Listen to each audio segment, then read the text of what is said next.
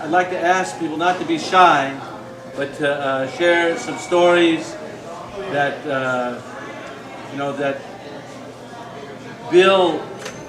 that Bill brought into this world through his outrageousness, through his compassion, through his rage, through his everything that he was and is. Stands on his behalf on this day, the day of the Yahrzeit. Okay, I got a story. This is what I heard from Bill. It's a story about Bill and kind of civil rights oriented thing, which is my big thing about Bill. My thing about Bill was I always looked up to him because he was a social leader.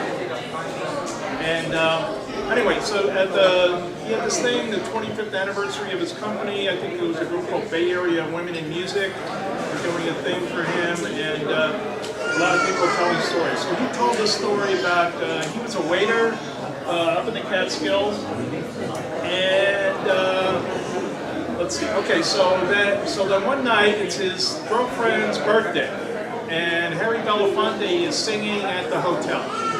So he goes up to Harry Belafonte, as a waiter, after the thing. He says, "Oh, Mr. Belafonte, my girlfriend's having her birthday. We're having a get-together, birthday party for her.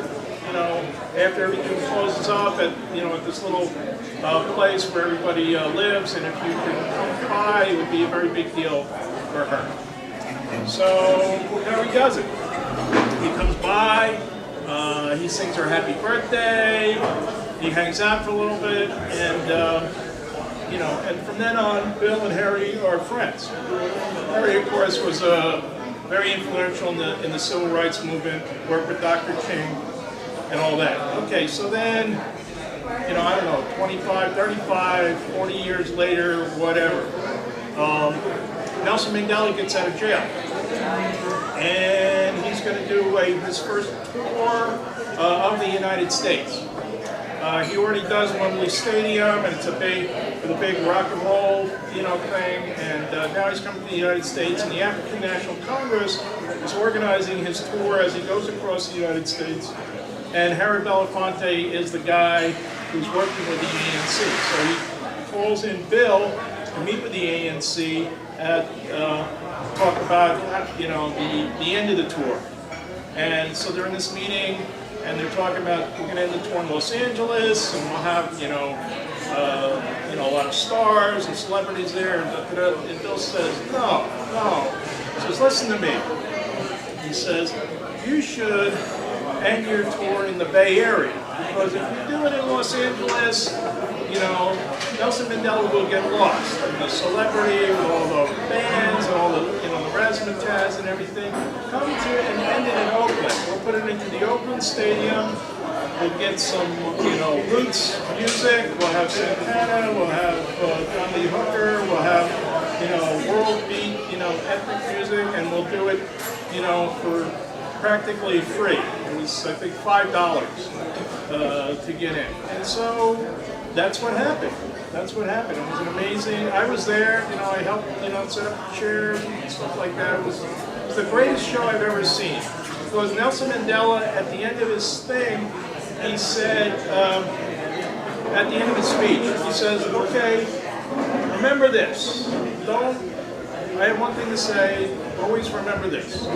He said, "I love you." And that was it. Really, I'd never seen a revolutionary political leader in the speech on that note. Anyway, Martin Luther King has a very famous speech, talk that he gave once called the Drum Major Instinct. The Drum Major Instinct.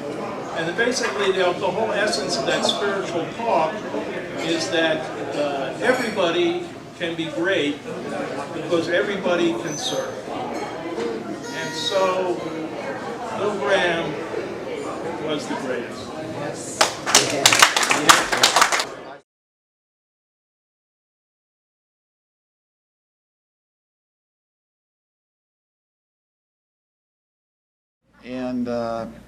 And I could tell you about the good times we had riding under the full moon, charging across the desert under the shadow of the pyramids and stuff like that.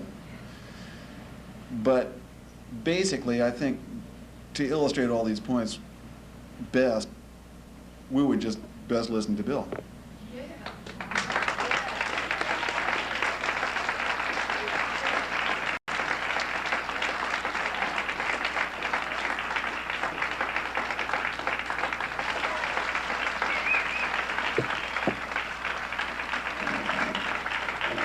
Thank you. The last month, the last 6 weeks have been very trying for me and for the company, and I want to be honest about this with you, and then I'll feel better about telling you why I'm not as prepared as I should be and try to speak to you as much as I can from my heart.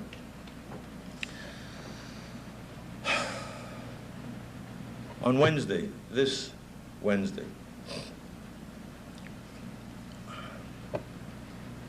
there's going to be a press conference here in San Francisco, at which time we will discuss and announce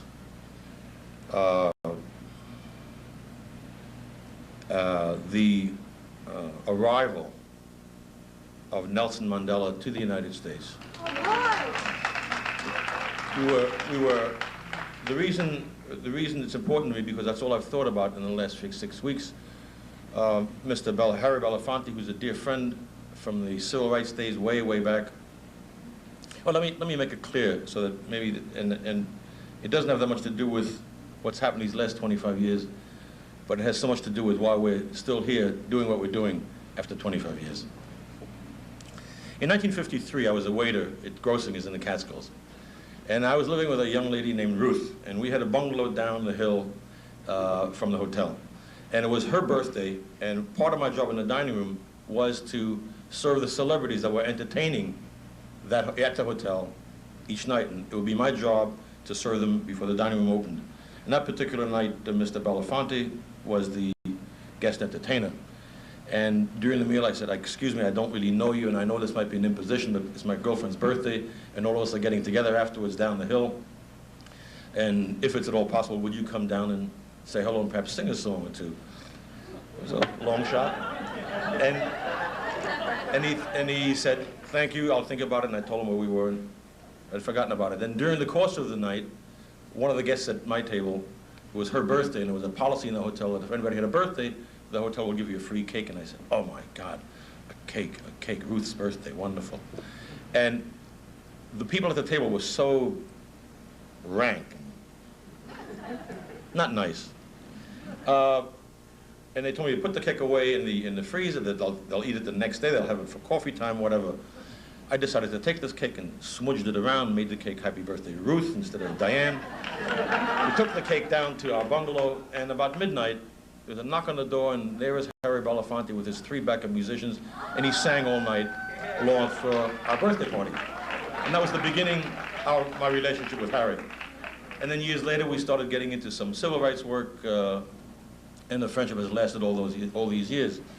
So a few weeks ago, he asked me to meet him in Washington, D.C., and there was a grand meeting of the African National Congress, and they had the itinerary there, and Harry asked me if I would be involved with the finale. Mr. Mandela was scheduled to come to the United States for 10 days, June 20 to June 30, starting with a ticker tape in New York, going to Grace Mansion, down to the coal miners in West Virginia, then up to Boston, the auto workers in Detroit, on to Chicago, to end with a 2-day visit to Washington, D.C., with the president, then finally a 2-day stay to end the tour in Los Angeles, ending with some glitzy affair. And at intermission, at the middle of the day, I spoke with Harry and asked him for permission to speak to the Central Committee and about the possibility of changing that ending that I felt very strongly, as we all do, about what the Bay Area stands for, that it is the home of the free speech movement, it is the home of the birth of the labor movement, and Harry Bridges in the Bay Area, and that recognition should be given to those factors, and take a good look at what Los Angeles is also. And in addition to that, I felt very strongly that what we should try to forego and not do again is to bastardize Mr. Mandela's release from prison and take a good look at what really happened when he came to London for the big concert in Wembley Stadium. It was 98% white. They charged $37.50, and it was just another pop concert, and he was lost. And this should not happen here. And I told him that we would be involved, and we put the whole company to it, but it must be roots music, the music that emanated from Africa and extended into gospel and jazz and blues and R&B, and extend that to that grand finale.